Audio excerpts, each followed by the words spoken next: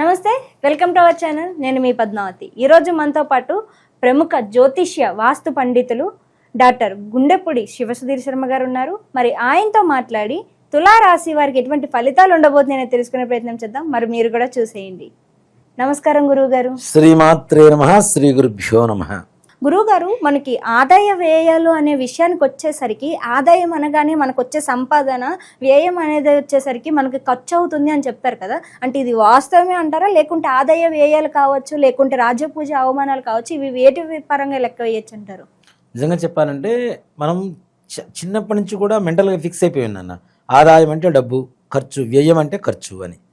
ఆదాయ వ్యయాలు అనేటువంటివి మనకి పంచాంగంలో ఇచ్చేటువంటి విధానం ఏమిటి అంటే కేవలం డబ్బు విషయం ఒక్కటి కాదు.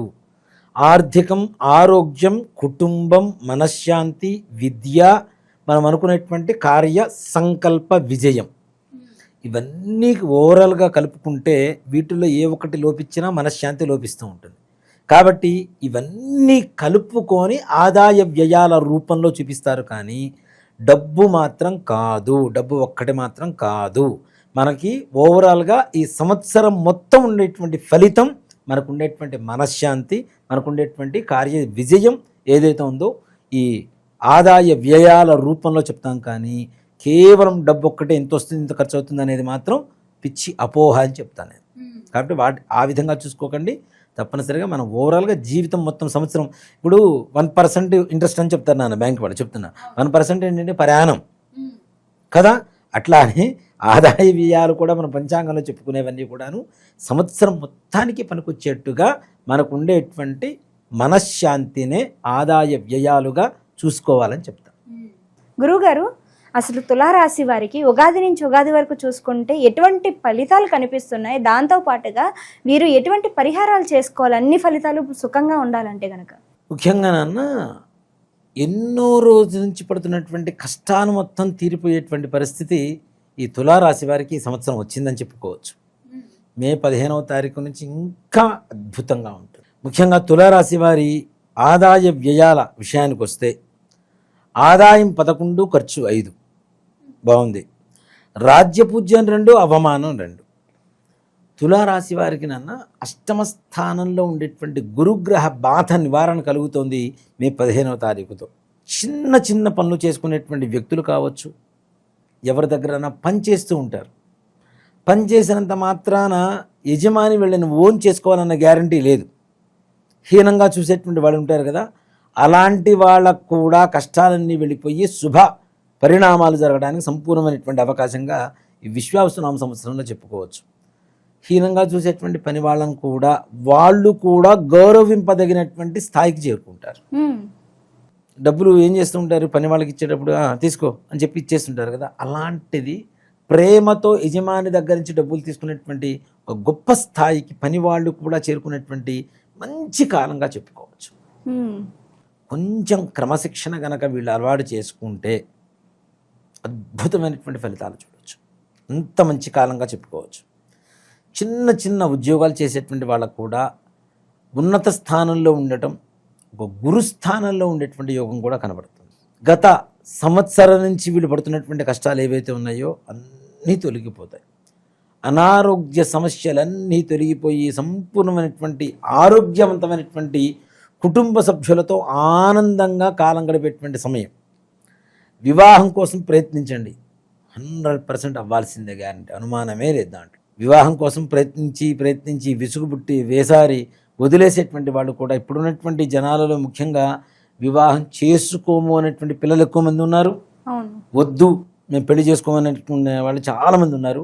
అలాంటి వాళ్ళకు కూడా మే 15వ తారీఖు తర్వాత వివాహ ప్రయత్నాలు, తల్లిదండ్రులు చిన్న చిరు ప్రయత్నం చేస్తే చాలు మంచి సంబంధాలతో వివాహం జరగడం అనేది తథ్యం తప్పనిసరిగా. అలాగే ఇంట్లో ఉండేటువంటి పెద్దల అనారోగ్య స్థితి కూడా మెరుగుపడి ఆరోగ్యవంతులుగా తయారవుతారు. రైతుల విషయానికి వస్తే రైతులు కూడా చాలా ఆనందదాయకంగా ఉంటారు నాన్న. రైతు బాగుంటే దేశం బాగుంటుంది. మనం ఎంత సంపాదించినా, ఎంత బంగారాన్ని తినలేము, డబ్బులు తినలేము. తినేది 4 మెతుకులు. ఆ 4 మెతుకులు పండించేటువంటి వాళ్ళు రైతులు. కాబట్టి రైతులు బాగుండాలి. ఆ రైతులకు కూడా సకాలంలో వర్షాలు పడుతూ ఉంటే చక్కగా మంచి పంటలు చేతికి వస్తాయి, చక్కగా సంపాదించుకునేటువంటి పరిస్థితి కనబడుతుంది.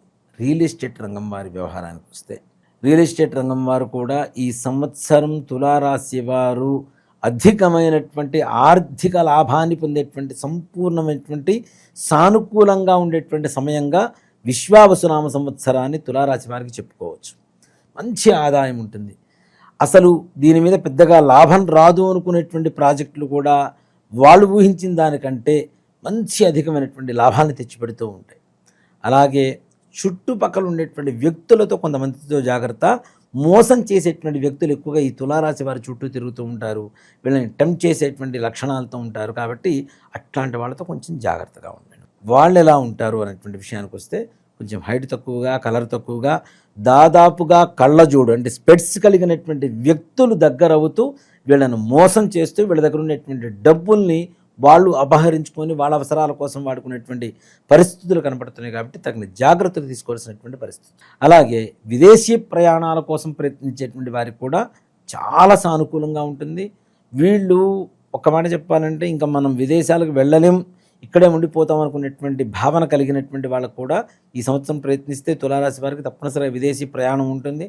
ఏదో ఒక విధంగా విదేశంలో అడుగు మోపి అనుకున్న పనులు పూర్తి చేసుకొని వచ్చేటువంటి కార్యదక్షత కలిగి ఉంటారు ఈ తులారాశి వాళ్ళు ఈ సంవత్సరం. విద్యార్థుల విషయానికి వస్తే వారికి కూడా ఉన్నతమైనటువంటి యొక్క కాలంగా చెప్పుకోవచ్చు. వాళ్ళు చదువుకున్నటువంటి ఏ చదువైనా సరే, ఎలాంటి విద్య అయినా సరే కష్టతరంగా కాకుండా చాలా సులభవంతంగా వీళ్ళు తప్పనిసరిగా జ్ఞాపక శక్తిని పెంచుకుంటూ వాళ్ళ మస్తకంలో పెట్టుకొని పరీక్ష రాసి రావడం, ఉత్తమ ఉత్తీర్ణత కలగడం అనేటువంటి తప్పనిసరిగా జరుగుతుంది నాన్న.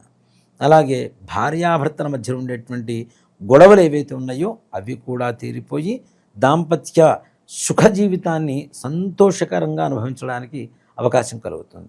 అలానే ముఖ్యంగా ఈ యొక్క సంవత్సరం ఈ తులారాశి వాళ్ళు విశ్వావసునామ సంవత్సరంలో తులారాశి వారు ఎవరైతే ఉన్నారో వాళ్ళల్లో మనకి ఆర్మీలో పనిచేస్తూ ఉంటారు కొంతమంది. అలాంటి వాళ్ళు కొంతవరకు జాగ్రత్తగా ఉండవలసినటువంటి పరిస్థితి. అలాగే శత్రువులు కూడా మిత్రులుగా మారుతూ ఉంటారు. ప్రమోషన్స్తో కూడుకున్నటువంటి ఉద్యోగాలు, నిరుద్యోగులు కూడా ప్రయత్నిస్తే మంచి ఉద్యోగం, వ్యాపారం కూడా ఉన్నత స్థానంలోకి వెళ్ళటం, అలాగే వృత్తి వ్యవహారాలలో కూడా సంపూర్ణమైనటువంటి పెద్దల మన్ననలు, మద్దతులు వీళ్ళకి కలుగు చేయటం, తద్వారా మంచి ఆర్థిక లాభాలు, సుఖ సంతోషాలు ఇంట్లో వెల్లివిరుస్తాయని చెప్పడంలో ఏమాత్రం కూడా సంశయం లేదు నాన్న. చాలా బాగుంటుంది. కొంచెం చిరుపాటి ప్రయత్నం చేస్తే తప్పనిసరిగా సఫలీకృతులు అవుతారు. కానీ గురువుగారు ఎంత మంచి ఫలితాలు కనిపించినప్పటికీ కూడా కాస్త అక్కడక్కడ మిశ్రమ ఫలితాలు అనేవి కనిపిస్తున్నాయి. మరి ఇలాంటి విషయాల్లో ఎటువంటి పరిహారాలు చేసుకోవాలంటారు వీరంతా కూడా? ముఖ్యంగా ప్రతి మంగళవారం సుబ్రహ్మణ్యేశ్వర స్వామి వారికి అభిషేకం చేసుకున్న, దేవాలయానికి వెళ్ళి అభిషేకం చేయించుకున్న, లేదు మాకు అవకాశం లేదు ఇంట్లోనే ఏమైనా చేసుకునేటువంటి అవకాశం ఉంది అనుకుంటే సుబ్రహ్మణ్యేశ్వర స్వామి వారి పటం ముందు చిన్న గిన్నెలో పచ్చిపాలు, పంచదార అక్కడ పెట్టి సుబ్రహ్మణ్య భుజంగ స్తోత్రం వినండి. విని ఆ యొక్క పాలు, పంచదార ఏవైతే ఉన్నాయో మిశ్రమాన్ని స్వామివారికి నివేదన చేసి తప్పనిసరిగా ఆ యొక్క తీర్థప్రసాదాలు స్వీకరిస్తే సంతాన విషయంలో, వివాహ విషయంలో, ఆర్థిక విషయంలో, అలానే పిల్లలు మాట వినేటువంటి విషయంలో కావచ్చు, రియల్ ఎస్టేట్ వ్యాపారం చేసేటువంటి వాళ్ళకు కావచ్చు, రాజకీయ నాయకులకు కావచ్చు, ఏ రకమైనటువంటి వృత్తి వ్యాపారాలు చేసేటువంటి వాడు కావచ్చు, ఉద్యోగ విషయంలో కావచ్చు, సుబ్రహ్మణ్యేశ్వర స్వామి వారి పరిపూర్ణమైనటువంటి అనుగ్రహం కలిగితే చాలు నాన్న.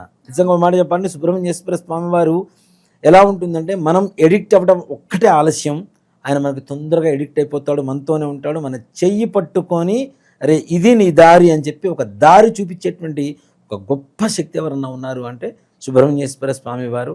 అందులో ఆయనకు ఉండేటువంటి లక్షణం ఏంటి? ఆయనకి అభిషేకం చేస్తే చాలు, పూజ చేసినా చాలు, ఆయన స్మరించినా చాలు, ఆయన చేతిలో ఉండేటువంటి జ్ఞానశూలం అంటాం. ఈ జ్ఞానశూలం ఎంత షార్ప్గా ఉంటుందో మన బ్రెయిన్ అంత షార్ప్నెస్ పెరుగుతుంది. పిల్లలకు కావచ్చు, పెద్దలకు కావచ్చు. అసలు ఈ తులారాశి వాళ్ళ కుటుంబంలో ఏ ఒక్కళ్ళు పుట్టినా సుబ్రహ్మణ్యేశ్వర స్వామి వారిని స్మరించడం అనేటువంటిది, పూజించడం అనేటువంటిది చేస్తే వాళ్ళకు ఉండేటువంటి సకల కష్టాలు అన్నీ తీరిపోతాయి నాన్న. చాలా చక్కగా వివరించారు గురుగారు. అసలు వీరికి ఎటువంటి ఫలితాలు ఉండబోతున్నాయితో పాటుగా ఎటువంటి పరిహారాలు చేసుకోవాలో కూడా చాలా సింపుల్గా వివరించారు, ప్రతి ఒక్కరూ చేసుకునే విధంగా. ధన్యవాదాలు గురుగారు. శ్రీమాత్రే నమః. శ్రీ గురుభ్యో నమః.